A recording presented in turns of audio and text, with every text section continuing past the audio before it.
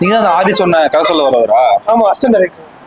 Producer ரொம்ப busy, maximum ½ an ஹவருக்குள்ள சொல்லி முடிச்சிடணும். ரொம்ப காம் டைப்புங்க, அதிகமா பேச மாட்டாரு. சொல்லுங்க, நான் பாத்துக்கிறேன். சரி. கதை சொல்லு. ஹீரோ வந்து ஃபாரின் இருக்கா சார்.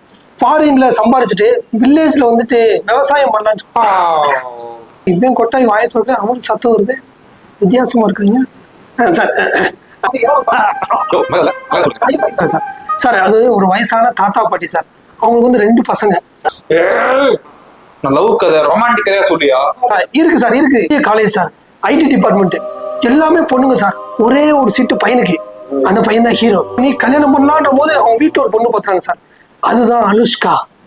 கல்யாணம் பண்ணலாம்னு யோசிக்கும் போது 3வது ஒரு பொண்ணு வருது. அனுஷ்கா வேணாம், கையோட போட்டுக்கலாம். ஹீரோ வந்து புது பையன் சார், காலேஜ் முடிச்சுட்டு ஏதாவது புது சார். ஹீரோ நம்ம சார் தாங்க. என்ன சார் சொல்றீங்க? காலேஜ் முடிச்சுட்டு ஒரு பையன் புது சார் அப்படிதாங்க இருக்காரு. காலேஜ் பையன் மட்டும். முக்கியமான விஷயம், கிளாஸ் ரூம் ஃபுல்லா இங்கிலீஷ்கார பொண்ணுங்களா இருக்கும். தமிழ்நாட்டுல படிக்கிறா, ஃபாரின் பொண்ணுங்க இருக்கா. டூயட் வந்து ஃபாரின் போகிறான். ஏன்னா என்னை பார்த்து அவங்க எப்படி தெரியுது? ஃபாரின் பொண்ணுங்க. ஐயோ ஐயோ அம்மா ஐயோ. யாரு இவர் அடிச்சா அவர் சத்தம் போடுவாரோ?